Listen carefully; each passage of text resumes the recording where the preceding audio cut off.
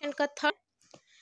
तो हमने 40 क्वेश्चंस तक कर लिए थे और हमारा लास्ट वीडियो में जो लास्ट क्वेश्चन था हमारा वो ये था कि गायक वादकों की वृंद सज्जा का वर्णन नाट्यशास्त्र के किस अध्याय में है। तो 29वें अध्याय में था। और एक चीज़ मैंने और बताया था कि वीणा का वर्णन भी हमें 29वें अध्याय में ही मिलता था। मतलब थोड़ा सा मैं बता देती हूँ इसके बारे में कि जो नाट्यशास्त्र है हमारा वो संगीत का सबसे प्राचीन ग्रंथ माना जाता है। सबसे पहले तो सामवेद में संगीत मिलता है, फिर नाट्यशास्त्र में मिलता है हमें। तो जो नाट्यशास्त्र में टोटल 36 मतलब 36 अध्याय हैं और 36 अध्याय में से जो 28 से 33 तक का जो अध्याय है वो संगीत से संबंधित है। ठीक है, 36 मतलब 36 अध्याय हैं नाट्यशास्त्र में और 6 अध्याय जो है मतलब 28, 29, 30, 31, 32, 33 ये 6 अध्याय संगीत से संबंधित है। तो जो हमारा 28वां अध्याय था उसमें ये देखिए श्रुति, स्वर, ग्राम, मूर्छना आदि का परिचय मिलता है। 29वें अध्याय में गायक वादकों की वृंद सज्जा का वर्णन और वीणाओं का वर्णन मिलता है। फिर नेक्स्ट क्वेश्चन पे आते हैं। 40 तक हमने पूरा कर लिया था, 41 पे आते हैं आज से। तो आज का जो क्वेश्चन 41, नाट्यशास्त्र का कौन सा अध्याय ताल और लय से संबंधित है।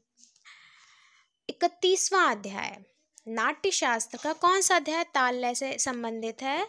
तो 31वां अध्याय 31 जो चैप्टर है हमारा नाट्यशास्त्र का 31वां अध्याय जो है वो ताल और लय से संबंधित है, 31वां अध्याय। नेक्स्ट क्वेश्चन पे आते हैं कि गायक के गुण और दोषों का वर्णन नाट्यशास्त्र के किस अध्याय में है। गायक के गुण व दोषों का वर्णन, तो गायक के गुण और दोषों का वर्णन 32वें में, 33वें में, 28वें में या 34वें में। तो गायक के गुण दोषों का वर्णन हमें 32वें अध्याय में मिलता है। गायक के गुण दोषों का वर्णन नाट्यशास्त्र के 32वें अध्याय में मिलता है। नेक्स्ट क्वेश्चन, नाट्यशास्त्र के किस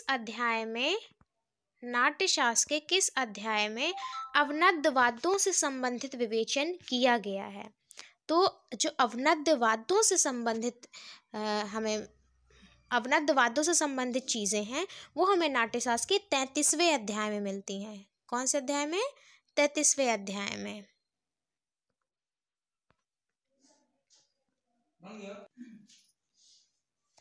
नेक्स्ट क्वेश्चन पे आते हैं 44, नाट्यशास्त्र पर अभिनव भारती नामक टीका किस संगीत शास्त्री ने लिखा है। जो नाट्यशास्त्र पर मतलब टीका भी किया गया तो ये अभिनव भारती नामक नाम से टीका किया गया। मतलब टीका क्या होता था तो उसी का ट्रांसलेट करते थे, मतलब अपनी लैंग्वेज में लोग। जैसे नाट्यशास्त्र ग्रंथ था तो नाट्यशास्त्र पर टीका किया है अभिनव गुप्त ने किया है। नाट्यशास्त्र पर टीका अभिनव गुप्त ने किया है अभिनव भारती नाम से।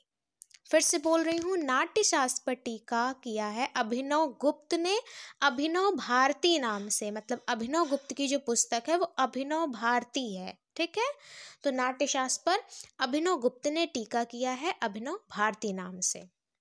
नेक्स्ट क्वेश्चन पे आते हैं। सर्वप्रथम स्वर शब्द का उल्लेख, अच्छा एक चीज़ और मैं बताऊंगी, अभिनव भारती ये 10वीं शताब्दी में किया गया है। मतलब अभिनव गुप्त ने अभिनव भारती नामक जो टीका किया वो 10वीं शताब्दी में किया है। ठीक है, क्योंकि ये क्वेश्चन एक एग्जाम में पूछा था, शायद यूजीसी नेट में ही पूछा था ये क्वेश्चन। नेक्स्ट क्वेश्चन है हमारा, सर्वप्रथम स्वर शब्द का उल्लेख किस ग्रंथ में मिलता है। तो सर्वप्रथम स्वर शब्द का जो उल्लेख है वो बृहददेशी ग्रंथ में मिलता है। सर्वप्रथम स्वर शब्द का उल्लेख बृहददेशी ग्रंथ में मिलता है।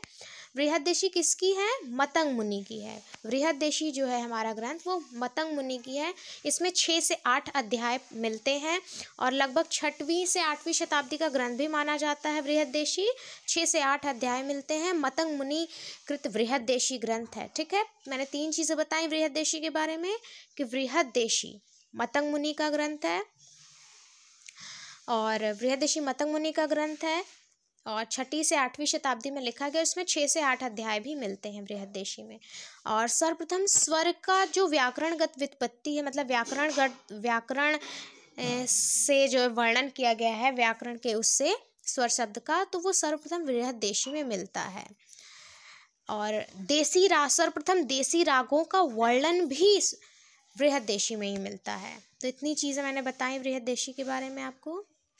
नेक्स्ट क्वेश्चन है, भरत काल में वाद्य वृंद को क्या कहा जाता था? तो भरत काल में वाद्य वृंद को कुतुब कहते थे। भरत काल में वाद्य वृंद को कुतुब कहते थे। मैं एक चीज़ और बताऊंगी, वैदिक काल में वाद्य वृंद को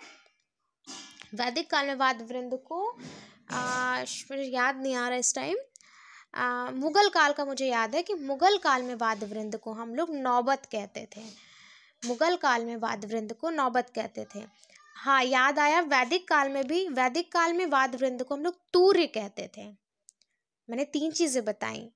भरत काल में वाद्य वृंद को कुतुब कहते थे, वैदिक काल में वाद्य वृंद को तूर्य कहते थे, और मुगल काल में वाद्य वृंद को हम लोग नौबत कहते थे। ये 3 चीज़ें। और एक चीज़ और कुतुब के बारे में, जो भरत काल में वाद्य वृंद को कुतुब कहते थे, भरत जी ने 3 प्रकार के कुतुब माने हैं, तत्, अवनद्द और नाट्य कुतुब। तत् कुतुब, अवनद्द कुतुब और नाट्य कुतुब, ये 3 कुतुब माने हैं भरत जी ने। एक क्वेश्चन से देखिए कितने क्वेश्चन आपके बन रहे हैं, कितने सारी चीज़ें एक क्वेश्चन से आपको पता चल रही हैं। नेक्स्ट क्वेश्चन है कि वैदिक कालीन कृष्ट स्वर वर्तमान में किस नाम से जाना जाता है? वैदिक कालीन कृष्ट स्वर वर्तमान में किस नाम से जाना जाता है? षडज, पंचम, मध्यम या निषाद? तो जो वैदिक कालीन कृष्ट स्वर था उसको हम मध्यम नाम से जानते हैं। किस नाम से? मध्यम, यानी कि माँ जो है हमारा, वो वैदिक कालीन में कृष्ट स्वर कहते थे। ये क्वेश्चन भी यूजीसी नेट में पूछा जा चुका है कि जो कृष्ट स्वर था वैदिक काल का, वो किस स्वर से मिलता है? तो माँ को हम कृष्ट स्वर कहते थे। मैं सीरियल वाइज बता देती हूँ कि वैदिक काल में स्वरों का क्रम जो था, वैदिक काल में स्वरों का क्रम अवरोही था, ये माना जाता है। नाम बता देती हूँ, जो सा, रे, ग, म, प, ध, नि, जो आज के स्वर हैं प्रेजेंट टाइम के, षडज, ऋषभ, गंधार, पंचम, धैवत और निषाद, ये जो हमारे 7 स्वर हैं, ये वैदिक काल में किस किस नाम से कहे जाते थे? तो हम लोग वैदिक काल में स्वर क्या था, पहले तो ये लिख लिए, म, ग, रे, सा, नी, ध, प, ये क्रम था वैदिक काल में। तो कृष्ट को माँ कहते थे, प्रथम को ग कहते थे, द्वितीय को रे कहते थे, और तृतीय को हम लोग सा कहते थे। ठीक है, तृतीय को हम लोग सा कहते थे। तृतीय को सा कहते थे। चतुर्थ को पंचम कहते थे, और पंचम, हाँ, मंद्र को धैवत कहते थे, और अति स्वर को हम लोग प कहते थे, पंचम। ठीक है, तो म, ग, रे, सा, कुष्ट, प्रथम, द्वितीय, तृतीय, चतुर्थ, मंद्र और अतिस्वार, ये क्रम था। ठीक है, वैदिक काल में स्वरों का क्रम। तो कृष्ट जो है वैदिक कालीन का कृष्ट स्वर मध्यम स्वर से मिलता था। सामगान के अंतिम भाग को क्या कहा जाता था? तो सामगान के अंतिम भाग को हम लोग निधन कहते थे। ठीक है, क्रम था शायद एक सेकेंड, हाँ, तो क्रम था हमारा हिंकार, प्रस्ताव, उद्गीत, प्रतिहार, निधन। हाँ, ये सामगान के 5 भाग थे, हिंकार, प्रस्ताव, उद्गीत, प्रतिहार, निधन। तो अंतिम भाग क्या हुआ हमारा? निधन। सामगान का अंतिम भाग निधन था। पूछ सकता है किससे शुरुआत हुई थी, मतलब सामगान का स्टार्टिंग वाला मतलब प्रथम भाग क्या था? तो आप हिंकार बोल सकते, हिंकार या हुंकार बोल सकते, ये भी क्वेश्चन पूछा है। तो अंतिम भाग निधन था और पहला भाग जो है हिंकार, प्रस्ताव, उद्गीत, प्रतिहार, निधन, ये क्रम है। ठीक है, इतने भाग थे सामगान के। नेक्स्ट क्वेश्चन है, भरत ने कितने ग्रामों की व्याख्या की है? तो भरत ने सिर्फ 2 ग्राम बताए हैं, षडज ग्राम और मध्यम ग्राम। षडज ग्राम और मध्यम ग्राम, भरत ने 2 ग्राम बताए, षडज ग्राम और मध्यम ग्राम। तो इसका राइट ऑप्शन हो जाएगा ये। नेक्स्ट क्वेश्चन में आते हैं, भरत काल में गायन के किस प्रकार का प्रचलन था? भरत काल में गायन के किस प्रकार का प्रचलन था? तो भरत काल में प्रबंध, ध्रुपद, जाति या ख्याल? तो भरत काल में जाति गायन का प्रचलन था। भरत काल में जाति गायन का प्रचलन था। प्रबंध, ध्रुपद, ख्याल तो ये बहुत बाद में आए हैं, जाति गायन के बाद आए हैं। नाट्यशास्त्र में कितनी मार्ग तालों का वर्णन है? नाट्यशास्त्र में 5 मार्ग तालों का वर्णन है। नाट्यशास्त्र में 5 मार्ग तालों का वर्णन है। कौन कौन सी? तो चच्चतपुट, चाचपुट, उद्घट, सम्यक वेष्टाक और षट पिता पुत्रक, ये 5 मार्ग ताले हैं। फिर से बोल रही हूँ, चचतपुट, चाचपुट, उद्घट, सटपितापुत्रक, सम्यक वेष्टाक। ये 5 मार्ग ताले हैं और भरत जी ने नाट्यशास्त्र में, अपने नाट्यशास्त्र में 5 मार्ग तालों का वर्णन किया है। इनकी अलग अलग मात्रा भी है। नेक्स्ट है द्वादश स्वर मूर्छना के प्रणेता कौन थे? तो द्वादश स्वर मूर्छनावाद के जो प्रणेता थे वो मतंग मुनि थे। मतलब द्वादश स्वर, द्वादश मतलब 12, इन्होंने अपनी मूर्छना में 12 स्वरों का प्रयोग किया था। वैसे तो नॉर्मली मूर्छना में 7 स्वरों का प्रयोग होता था, लेकिन मतंग मुनि ने क्या की थी, अपनी मूर्छना में 12 स्वरों का प्रयोग किया।